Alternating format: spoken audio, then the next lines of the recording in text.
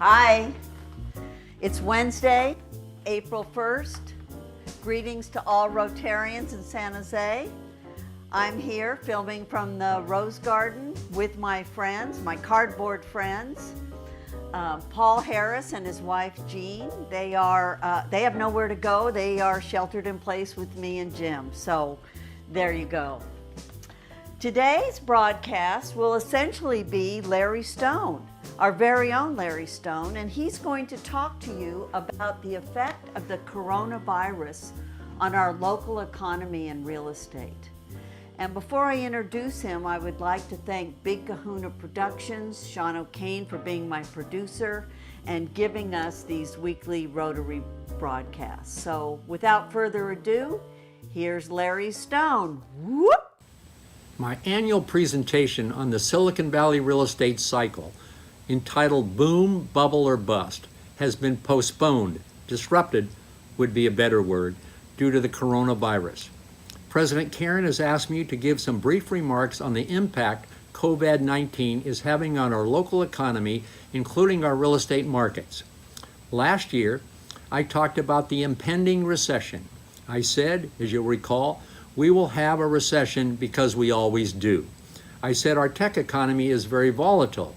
Our cycles in Silicon Valley tend to be faster and steeper, going up and coming down. Last year, I said the next recession would be a normal recession. I called it a soft landing. Well, today there's talk about a crash landing. Unemployment rates potentially exceeding the Great Depression. The coronavirus, COVID-19, has suddenly inserted a level of uncertainty in the global economy that makes normal analysis difficult. Silicon Valley is a global magnet for high-risk venture capital. When times are good, they're very, very good. When things turn down, the descent can be dramatic.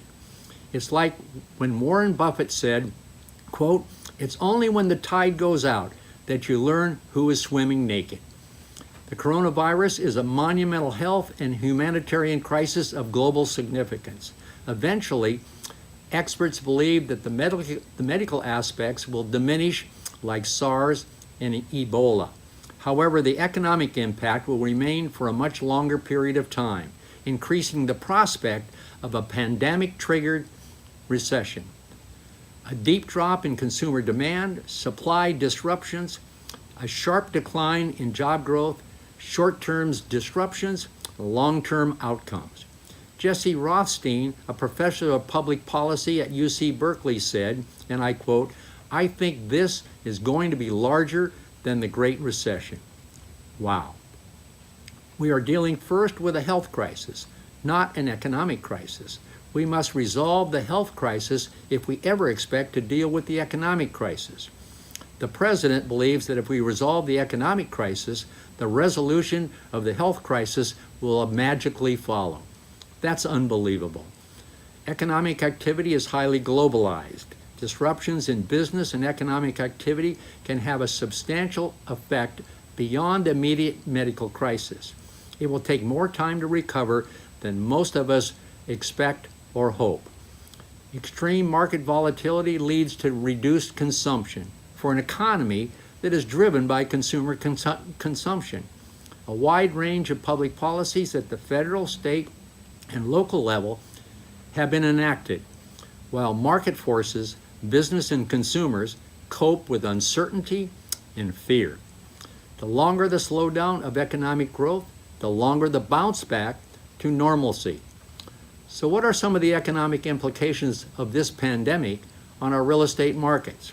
The most obvious, of course, is travel, hospitality, and leisure sectors. They're first hit and hit hardest. The hotel sector is most vulnerable to a decrease in tourism, business travel, and so forth, in addition to government-imposed limits on public gatherings, conventions, conferences, and sporting events. Roughly 80% of U.S. hotel rooms today are empty.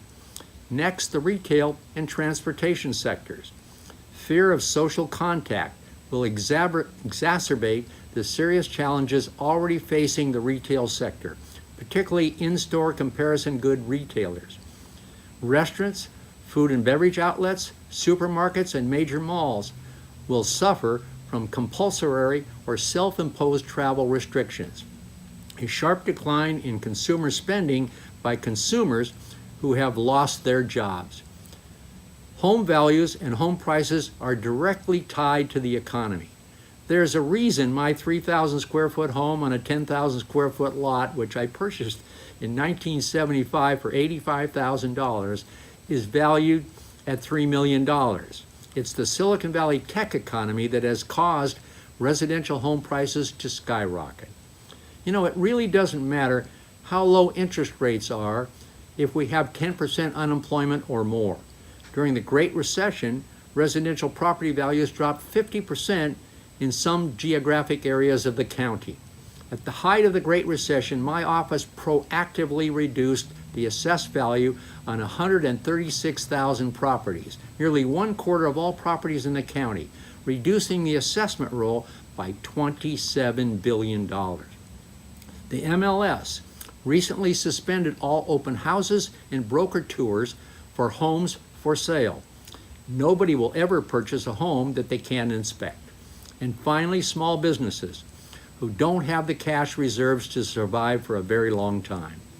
So who are some of the winners from this pandemic?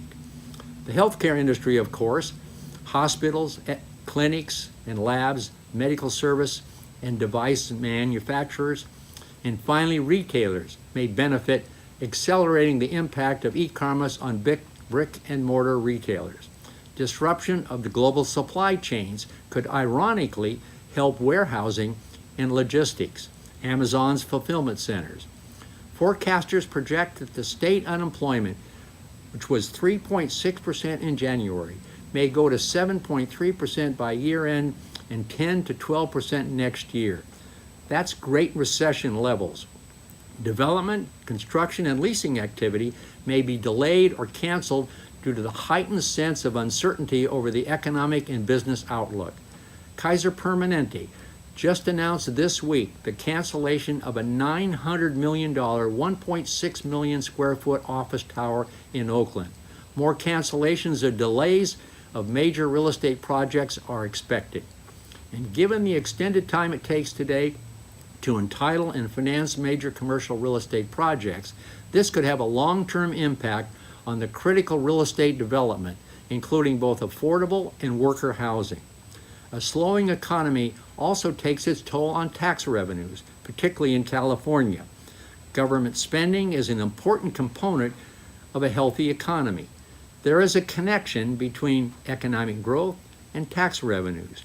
This may surprise you, but government provides more jobs and economic activity than any other sector. As tax revenues decline, so does government spending. Uncertainty about how long this crisis will last and when it will end can create an almost serious wait-and-see hesitation to engage in any meaningful economic activity. StrataDem Analytics is projecting that the Santa Clara County is headed for a 15.7% plunge in economic output, a loss of $15 billion in economic value. We have been enjoying nearly 10 consecutive years of prosperity since the end of the Great Recession, the longest economic expansion in recorded history. It is clear that that record-long period of prosperity is over.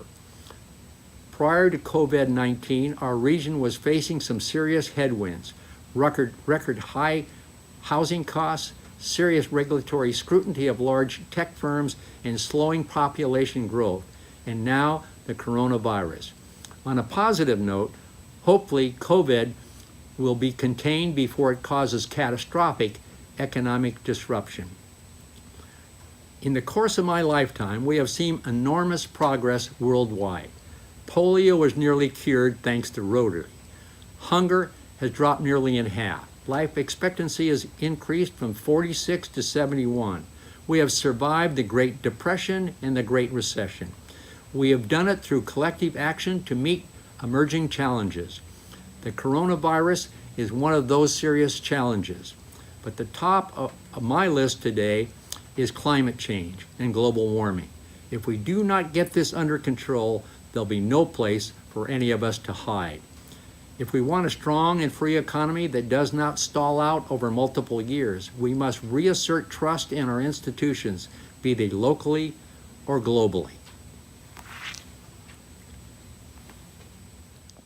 Thank you, President Karen, and thank you, Larry Stone, for that informative presentation. Keep sending your 15 to 30-second videos or images to President Karen to let us know how you're doing during this challenging time. Please keep creating new and exciting possibilities every day for yourself and others.